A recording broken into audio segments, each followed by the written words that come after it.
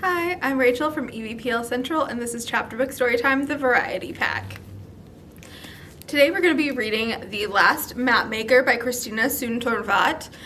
In this book we are going to meet Sai, who is an assistant to a famous, well-renowned map maker, but she has quite a lot of secrets and she is trying to sort of keep up with all the other apprentices and with her job and try to sort of keep those secrets and keep her life going, and that is what we're going to do today. So if you want to take a moment and get all settled in and ready to listen, we will get started. Chapter 1, A Golden Morning. I must have looked like all the other assistants standing in line for breakfast that morning at the Three Onions Cafe. We all wore the same starched white shirts, gray trousers, and stiff black cotton aprons with deep pockets. The assistant's uniform was meant to put each of us on the same level, making us equals for the 1 year we would spend in service. What a joke. We may have worn the same clothes, but it was still clear as glass where we stood. We knew without asking who among us had carriages and who had to walk, whose mothers held important positions on this or that council, which of us had maids, and which ones had to clean out their own bed pots. No one ever said anything, but we knew. I lingered at the back of the line, doing my impression of the shy girl, feet tilted inward, head tipped down, looking like someone who had nothing to add to the conversation. You could learn more about people if they didn't think you were worth talking to, and I had a whole list of other details I needed to pay close attention to if I was going to play along with them. Hair. Combed, free of lice, and braided lovingly by my mother, or even better, my maid. Fingernails, cleaned out and filed. Shoes, the right kind purchased from the right shop, shined and with nothing icky sticking to the soles. Spine, held straight, as if I were proud of where I came from and had a bright future to look forward to. Grumble. I coughed to mask the sound of my growling stomach. A full belly was the one thing I couldn't fake, and coming to the Three Onions in the morning only made the grumbling worse. The steam in the wood-paneled restaurant smelled of fresh oysters, chopped garlic, and green herbs. It took real effort not to stick out my tongue and lick the air. Something felt different from other mornings, though. The kids in line were chattier than usual. A tall assistant leaned her elbow on the counter while the others pressed in close, hanging on her words. I called her Tippy because of the way she tipped her head back to look down at the rest of us. I didn't know much about her except that she worked for a master pastry chef near the Temple Square. Tippy had always been popular and pretty, but that morning she was glowing. She laughed and smoothed her long braid over her shoulder. The light from the cafe windows bounced off something golden and shiny at her wrist. So that was it. A lineal. A pang of jealousy worked its way into my empty stomach. She must have turned 13 the day before. The other assistants pushed in closer to gape at Tippy's gold bracelet. "Hold it up so we can all see," said one of them. "Oh, it's so pretty." The others oohed and awed as Tippy held up her wrist and gave the bracelet a little jangle. "How many links is that? 5?" asked another girl, unable to hide the envy in her voice. That spring she'd been the first among us to get her lineal. She touched it now, self-consciously. 4 golden loops hanging from a brooch pinned to her blouse. Tippy answered a little too loudly. "Actually, it's 7. Everyone murmured and pressed in closer to count the golden rings of her bracelet for themselves. Each link in a lineal represented one generation of ancestors. Ancestors whose names you knew. Ones you were proud to claim. In my mind, I let out a snort. With a background that fine, what was she doing as a baker's assistant? Suddenly I realized all of the eyes in the cafe had turned to me. Tripe. At least I thought it snorted in my mind. Tippy narrowed her eyes at me. "You, at the back of the line, what's your name?" "Order 49, shouted a shrill voice behind the counter. Thank the heavens. I squeezed past the girls to get to the counter, then bowed to Mrs. Noom and took the container of porridge from her. "Thank you, ma'am," I said in the meekest version of my shy girl voice. "I had better get going. I'm already late." I could feel the other assistants' eyes on me as I passed. I knew they were sizing me up. They couldn't look down their noses at me until they figured out which rung of the ladder I stood on. And what if they knew the truth? That I wasn't even on the ladder. That in a few months, when I turned 13, there wouldn't be so much as a cake crumb, let alone a lineal celebration. I had no proud family line, no noble ancestors. There was exactly one link to my past, and it certainly wasn't made of gold. If they knew the truth, would they think that I was nothing? And who could blame them? Chapter 2. The Master Mapmaker. Steam billowed behind me as I burst out of the cafe door. It had rained the night before, and the sky still shimmered like a sardine's belly. Before heading up the street, I stopped to say good morning to the cafe owner's mother. She was in her usual spot on the side of the cafe, but instead of sitting in her chair, she stood leaning on her cane, her wrinkled face turned out to sea. "Good morning, Grandmother Noom," I said softly. She couldn't see anymore, but the woman could hear like a fox. I put my hand over hers, touching the dark green lines of faded tattoos that snaked up her wrist and disappeared into her sleeve. Grandmother Noom had been a merchant sailor when she was younger. I liked to imagine her as a pirate. "Can you smell the sea from here, Grandmother?" I asked. "I can always smell her," she said without turning her head to me. "Do you hear them?" "Hear what?" "The hammers ringing down in the harbor," she said in a hoarse whisper. I listened but couldn't make out anything over the sound of people talking in the cafe and greeting one another on the street. Grandmother turned her eyes to me, looking past my face. "They're readying the boats," she whispered. "I can hear 'em hammering the copper to the hulls. We're going to war again." I patted her papery hand. I'd only ever known her to be sharp as a tack. Maybe her age was finally catching up to her. "I'm sorry, I have to go or I'll be late." I helped her back to her chair and bowed, even though I knew she couldn't see it. I crossed the street and headed uphill toward the paper district. I turned onto Plumeria Lane, holding the porridge steady as I climbed the narrow stone steps. Up I went, past the bookshop, the papermaker, the calligrapher, the other bookshop, and the art dealer. All along the way, tidy shopkeepers in tidy aprons were busy sweeping the front steps of their stores. This had to be the cleanest street in the city of Ainlung. The only thing allowed to litter the ground here were the pink and white blossoms of the plumeria trees that hung over the shop windows. In a place this serene, how could anyone believe we were going back to war? After 2 decades of fighting every neighbor in striking distance, the kingdom of Mangkon was bigger and stronger than ever. We finally had peace. We had serenity. It meant I actually had a good job for once. At the top of the hill, the Temple of 9 Islands loomed over the street. The monks had come back from their morning walk by now, and they began ringing the temple bells deep and slow. I was still early for work, but my feet skipped every other step until I finally reached the shop. Over the front window, a cotton banner swayed gently in the morning breeze. The words painted on the cloth read, "Payun Wangyai, Master Mapmaker." I twisted my key in the front door and I closed it softly behind me. As I slipped off my shoes, I breathed in deep. For a brief moment, the smell of the shop filled me up and erased my hunger.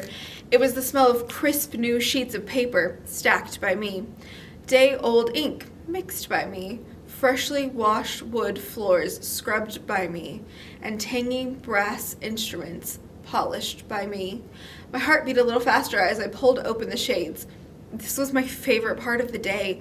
The golden sunlight spilled into the shop, illuminating the framed maps that covered the walls from floor to ceiling. Master Payun had been the master mapmaker of the Mangkon Royal Navy for more than 20 years, the entire duration of the longest war. He had sailed all over the known world, charting more of it than anyone in Mangkon. The sheer cliffs of the Hinder Range, the puzzle-piece islands of the Paidu Archipelago, the ice-clogged shores of Wilna, and the distant, tiny Machka. Payun was the last mapmaker of his kind, still working in Ainlung. He used old-fashioned map-making techniques, drawing coastlines as intricate as a lace collar. This meant that he worked slowly. But in the end, each map was exquisite enough to hang in a museum. Some people in Ainlung said that man would draw the pebbles on the beach if he had a pen fine enough. Others said the spirits must have blessed him with a gift of far sight. And still others said, in frightened whispers, "Stay away from that old Payun. Everyone knows he sold his soul to a demon in exchange for his map-making talent." And I liked that one the best. The shop door creaked open behind me. I set down the breakfast porridge and bowed as the master mapmaker walked in. "Blast it, Si, you're always early," he scowled at me, worse than if I had been late. His arms were full of papers, and I rushed to help him before they all scattered to the floor. "Windows, windows," he chided me. "You keep this place too stuffy." Master Payun slipped off his jacket and tossed it to me. He shuffled belly out to the counter at the back of the shop while I cracked the windows. I heard him groan as he bent to reach the lower cabinets, not exactly the image of someone who had made bargains with demons. I still hadn't figured out how old Payun was, but his slow shuffle and snow-white ponytail put him at least in his 70s. I joined him at the counter where he had poured the porridge into 2 ceramic bowls. He didn't thank me for getting it. He just handed me my portion. I started to take a sip. "No, no," Payun interrupted. "You can't eat it like that. Here." He reached for the spicy vinegar and labeled 2 big scoops in my bowl. "Now, eat." "Yes, sir." I was used to his scolding by now, but when I first started my assistantship, I was sure I was about to be fired every 5 minutes. It had taken me all these months to realize that no matter how much Payun grumbled at me, my job was probably safe. 7 months ago, when the peace declaration was signed, Payun did what every shop owner in Einlung did, finally hired someone to help out. After so many years of having to go without, the whole city was in a rush to get back to normal business. I had been working for one of the shrimp stalls in the Gold Hope Harbor Market and had just dropped off a delivery on the other end of the Plumeria Lane. As I passed Payun's shop, a teenage boy burst out the front door, his clothes covered with ink and his face full of terror. Payun chased the boy away, shouting that he had ruined 2 months of hard work with his sloppiness. Then the mapmaker had bellowed into the street, "Doesn't anyone around here know how to use a blasted ink pen?" I raised my hand and was hired on the spot. Payun must have been desperate. Usually assistantships were arranged by family connections. If he hadn't been in such a hurry to hire someone, my job would have gone to one of those stuck-up kids I stood in line with at the cafe every morning. I knew how lucky I was, but I was still ready to bolt if Payun ever started asking too many questions. So far, he hadn't asked me any questions about my life at all. He always paid me on time, and even though he was as grumpy and as an itchy old cat, he was never cruel. It was the best job I'd ever had. I raised the steaming bowl to my lips and took a slow sip. The porridge was mushroomy, oniony, and fishy, and yes, I had to admit that it was better with the spicy vinegar. If demons really did bargain for souls, I would have sold mine to eat that porridge every day. Master Payun slurped his portion down and wiped his fluffy mustache with his handkerchief before reaching into his waistcoat pocket. "Too much work to do and never enough time to do it," he grumbled as he shuffled to his desk. He said this so often that I considered it his morning prayer. He brought out a polished gold disc and with a quick snap of his fingers flicked open the latch. He swiveled the glass lens out from its case, held it up to the light of the window, and began his morning ritual of cleaning it. The glass had a faint golden tint to it, and in the sunlight it glowed like a shard of amber. This was Payun's eyeglass, his most important tool. He used it to magnify the tiny pen strokes on his map paper, but it could also be used to see far into the distance. I always wanted to look through it, but I hadn't gotten up the courage to ask. Payun's lineal, a long chain of squarish gold links, ran from the eyeglass case to the clip on his waistcoat, a much more impressive way of wearing it than a dinky bracelet, in my opinion. I had never gotten close enough to count the links, but there had to be at least a dozen. Normally he would launch right into giving me orders for the day, but this morning he stared out the window as he cleaned his eyeglass over and over. I grabbed my notebook and pencil and walked closer to his desk. "Master Payun, shall we go over the daily schedule? There was another delivery of boxes yesterday, but they're so light, I think they must be empty. Should I send them back?" What? "Oh, yes, put them in the closet and I'll deal with them later." "You still have to finish writing your lecture for the university. We have that order for the Khotang maps, and the Naval Secretary has asked if you can finish the new chart of Hinmak by September." One result of winning a war meant that all the conquered places got new names, which was a pretty good deal for someone in the map-making business. Payun curled his lip as if he'd gotten a whiff of bad fish. "Waste of my time. They'll have to change the names back again after the next war." Yes, sir. And yes, you do have a lot of work on your list already. I tapped my pencil against my notebook. Maybe you should focus on writing that lecture and I could work on making the copies of your map for Kotang. Master Payun suddenly swiveled to look at me. His eyes, which had stared blankly out the window a moment ago, were now focused keenly on my face. You make copies of my map? Do you think you could? I had traced copies of other people's charts for him before, simple things that were beneath the master's skills, like a chart of the fishing channel in Pristine Bay, or a road map of some backwards province. But even though I had been working for him for 6 months, I had never been trusted to recreate one of Payun's precious maps. I only thought, I was just trying to help, sir. Payun stared at me the same way he stared out the window, as if he were trying to see past the horizon. He picked up his pen and held it out to me. Show me. I looked down at the pen and then back at his face. He was acting so strangely. Was this some kind of test? The first rule of being an assistant is humility. An assistant must never boast that they can do the work of their master. I swallowed my pride and cast my eyes down at my shoes. I'm sorry, sir. I don't know what I was thinking. Of course that's far beyond my skills. Payun's bushy white eyebrows furrowed to meet in one line. He opened his mouth to speak, but before he could let out a word, the doorbell jingled. He shooed me toward the front. That's the post. I'm expecting something, Sai. Quickly, quickly, to the door. Relieved not to be in trouble, I hurried to the front of the shop. I swung open the door and nodded to the delivery girl before taking the mail from her. There was just one letter. I could tell from the thickness of the paper that it was from someone important. Master Payun sliced through the envelope with a penknife. I started clearing away our breakfast, keeping my eyes on his face as he read the letter to himself. As he scanned the papers, deep wrinkles set into his forehead. What does it say, sir? Payun looked up as if he'd forgotten I was there. What? Oh, nothing. Just an invitation to some frilly luncheon at the Naval Academy, that's all. He waved the letter back and forth as though it wasn't important, but the wrinkles in his forehead stayed put. He pointed to the counter behind me. Back to work with you, he said gruffly. We've both wasted enough of this morning. As I set to work washing out the inkwells from the day before, I snuck a glance at old Payun. He sat back in his chair, flicking the eyeglass in and out of its gold case, staring at the drawer where he had placed the envelope. That letter was no luncheon invitation. Payun may have been master mapmaker, but when it came to lying, I was the expert. Chapter 3. The Prize. It was Friday, payday, so I shut the door to Master Payun's shop with money weighing down my apron pocket. I walked down Plumeria Lane and lingered for a while around the bakeries at the bottom of the hill, looking into the shop windows and imagined blowing my entire week's pay on one box of doughy egg cakes wrapped in jasmine-scented paper. It would be almost worth it. The sun had begun to set, which usually made everyone in the paper district hurry. Hurry to close up shop, hurry to put out the lamps, hurry to lock the door so they could hurry home to other people hurrying home to meet them.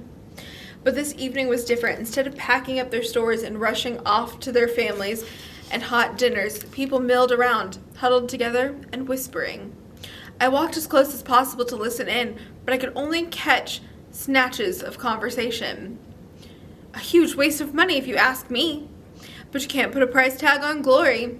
You mark my words, one of those ships is looking for the Sunderlands. And when they find them, Mangkon will be the envy of the world. Sunderlands? What in the world was everyone talking about? I could buy a newspaper and find out, but I hated the thought of parting with even a half-leck of my wages. Instead, I headed west from the paper lanes of the paper district and closer to Gold Hope Harbor. Here, restaurants and food carts lined the waterfront, which was always crowded now that the war was over. I ducked around the back of a stall that sold roasted duck legs. Greasy wads of newspaper filled the trash bin in the alley. I picked through it until I could find a front page of the Mangkon Times that wasn't completely soaked in duck fat. I shook it clean and read as I walked on. Her Royal Majesty Queen Sirapatra announces the Expedition Prize, a venture to extend the boundaries and glory of the Kingdom of Mangkon. The Queen has commissioned her Royal Navy's finest ships for the expeditions. Captained by the heroes of the longest war, these ships shall sail for all corners of the globe to claim the new lands in her name. Her Royal Majesty, Queen Siripatra, announces the Expedition Prize, a venture to extend the boundaries of the Kingdom of Mangkon. The Queen has commissioned her Royal Navy's finest ships for the expeditions, captained by the heroes of the longest war. These ships shall sail for all quarters of the globe to claim new lands in her name. Her Royal Majesty has directed 4 of her best captains to set their sights for the deepest sea of the north, the lands east of the Hinder Range, west past Rotan, and to break the 50th parallel to the south. Each captain who returns with a map of their discoveries shall be awarded a prize of 100,000 leks. 100,000 leks? My head swam at the number. Mangkon must have done better in the war than I thought. I knew the name of the destinations from the map hanging on our shop. Master Payun had charted those places, but only barely. It was as if the Queen were sending her ships out to the very borders of his maps and ordering them to peek past the edges of the paper. But there was no mention in the paper of the Sunderlands, despite what people in the streets were saying. And why would there be? That place was a myth. I combed through the memory for the few scraps of stories that I had heard about it. It was a continent floating on the back of a giant whale deep in the southern seas. Or was it a group of islands rooted to the ocean floor like a mango tree? Or was it covered in icy mountains? Or was it smothered by steamy jungle? Home to spirits, home to dragons. That last one was the story that everyone knew, because it was the story of Mangkon itself. Long ago, dragons swam along the shore of the 9 islands. We were a land-bound people back then, with no knowledge of the sea. The dragons took pity on us and taught us how to make boats and ride the waves. They herded sardines right into our fishermen's nets. Soon our people began to thrive, and there weren't enough fish in our seas to feed a growing kingdom and a pod of giant sea serpents. It was time for the dragons to move on. Before they departed, they left us one final gift, a golden egg. When it hatched, out popped a baby girl who grew up to become the first queen of Mangkon. As for the dragons, they all swam down south and found a new home, the Sunderlands. No one had ever seen these lands, but they must have been a paradise because the dragons never came back. Sailors even called the 50th parallel the dragon line because no one had ever crossed it except the great serpents of old. There were some folks who actually believed those stories, who swore they could show you the cave where their great-great-granddad had found a giant nest full of dragon eggshells.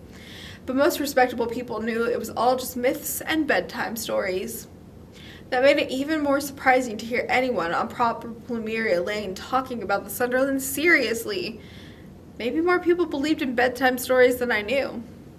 I was so lost in thoughts of dragons and ships and queens that I hadn't realized the sun had nearly sunk and left the streets of downtown Ainlung far behind me. I tossed the newspaper into the gutter, then gave my head a shake to clear it.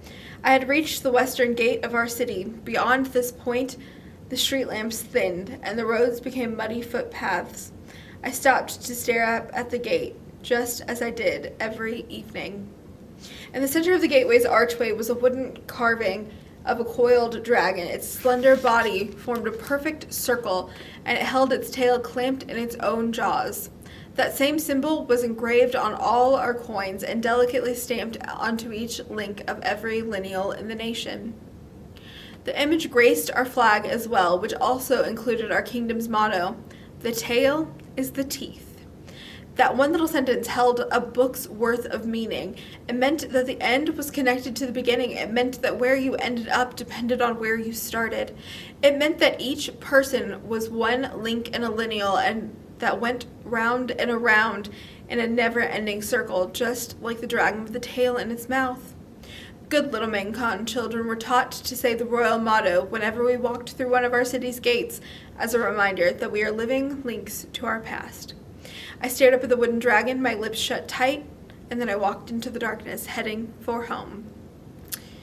Alrighty, that is going to be where we have to end it today. If you want to know more about Psy, the potential for a new war, and whether or not the Sunderlands exist, you can pick up a physical copy. We also have ebooks and e-audiobooks available through Libby or Hoopla. And if you want to keep going from the point we ended at, you will want to start on Chapter 4, The Fens.